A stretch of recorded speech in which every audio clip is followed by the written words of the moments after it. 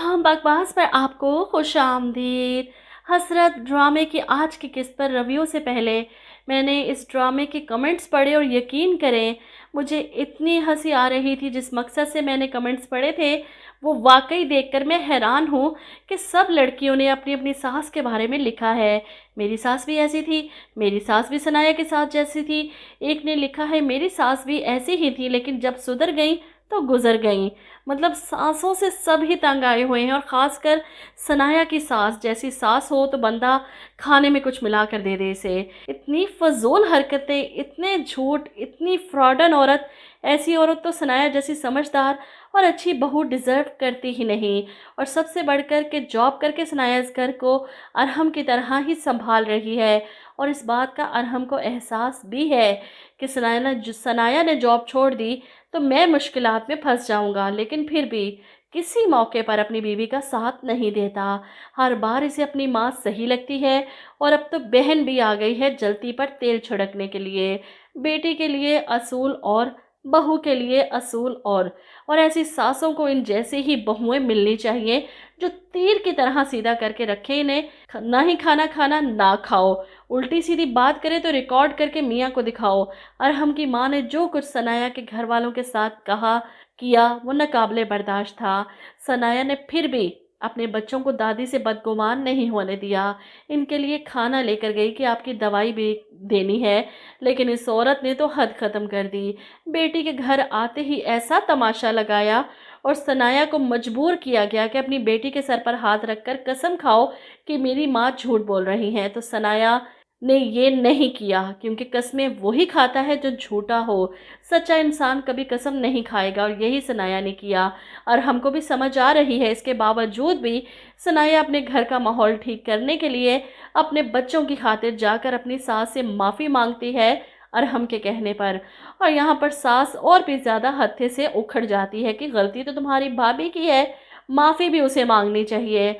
अब बात इस कदर बढ़ गई, अरहम भी ये सुनकर परेशान हो जाता है। सनाया आगे बढ़ती है कि अम्मी भाभी की तरफ से मैं माफ़ी मांग लेती हूँ, लेकिन इस औरत ने तो टस से मस नहीं होना। ऊपर से बेटी भी आ चुकी है, एक और एक 11 हो चुकी हैं। दोनों औरतें सनाया की ज़िंदगी अजाब करने के लिए अरहम पर दबाव डालती हैं कि अगर तुम मेरी इज्जत नहीं करवा सकते, सनाया की भाभी मुझसे माफ़ी नहीं मांग सकती, तो मैं अपनी बेटी के साथ दुबई चली जाती हूँ। अरहम को ये गवारा नहीं कि इसकी माँ इसे छोड़कर चली जाए, लेकिन मेरा ख्याल है कि ऐसे मर्दों को सोचना चाहिए कि 1-2 महीने माँ चली ही जाए अपनी बेटी के घर, ताकि थोड़ी सी आग वहाँ भी लगा सके जैसे इस घर में लगाई है। बहरहाल सनाया तो परेशान है और अरहम भी कि अम्मी सनाया ने आपसे माफ़ी मांगी तो है, आप इस बात को ख़त्म क्यों नहीं कर देती। जिस पर इसकी माँ बात को और भी ज़्यादा बढ़ा चढ़ा कर कहती हैं कि बात अगर इस घर में आज ख़त्म हो गई ना तो सारी ज़िंदगी तुम ससुरालियों के जूते सीधे करते रहोगे, 2 टके की इज्जत नहीं रहेगी तुम्हारी। ऐसे में अरहम की बहन भी उठकर सनाया को धमकी देती है, अगर अम्मी मेरे साथ चली गई ना तो तुम्हारा शोहर भी तुम्हारे हाथ से चला जाएगा। सनाया तो तंग आ चुकी है इस घर के माहौल से। ऑफिस में बैठी अपनी माँ से बात करती है, इस घर के हालात के बारे में बताती है कि अरहम को इनकी अम्मी ने बहुत बढ़ा चढ़ा कर सारी बात बताई है। ऊपर से अब वो इस बात पर बज़िद हैं कि भाभी आकर माफ़ी मांगे और अरहम भी अपनी माँ का साथ दे रहे हैं। अगर इनकी मर्ज़ी मुताबिक ना हुआ सब तो वो अपनी बेटी के साथ चली जाएंगी घर छोड़कर। वहीं दूसरी तरफ सनाया की माँ अपनी बहू से बात करती हैं तो वो साफ लफ्ज़ों में कह देती है गलती उनकी थी, उन्होंने शुरुआत की थी, माफ़ी तो उन्हें मांगनी चाहिए, मैं सनाया की सास से कभी माफ़ी नहीं मांगूंगी। वो भी अपनी बात पर अड़ जाती है और जाहिर सी बात है गलती भी उसकी थी, इसकी नहीं। जो बदतमीज़ी वो कर रही थी उसका जवाब देना तो बनता था। कोई भी औरत अपनी औलाद के बारे में ऐसे अल्फाज बर्दाश्त नहीं कर सकती।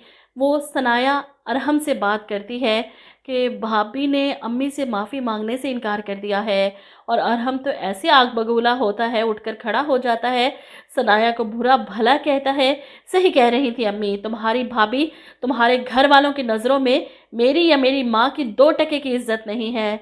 सना यार हमको समझाने की कोशिश करती है, आप समझने की कोशिश क्यों नहीं कर रहे? गलती भाभी की नहीं थी, मैं कैसे आपको यकीन दिलाऊं? और वही इन दोनों के दरमियान झगड़े को बढ़ते देख अरहम की माँ और बहन दोनों बहुत खुश हैं। दूसरी तरफ फबीहा की कहानी हम देख रहे हैं जो आगे चलकर इसी घर में आने वाली है, इसीलिए इस कहानी के साथ लेकर जाया जा रहा है। फबीहा जो एक लोअर मिडिल क्लास घर की लड़की है, जॉब करके अपने घर का खर्चा उठा रही है, ना कोई भाई बाप का साया वैसे ही सर पर नहीं दर दर की ठोकरें खा रही है जॉब के लिए।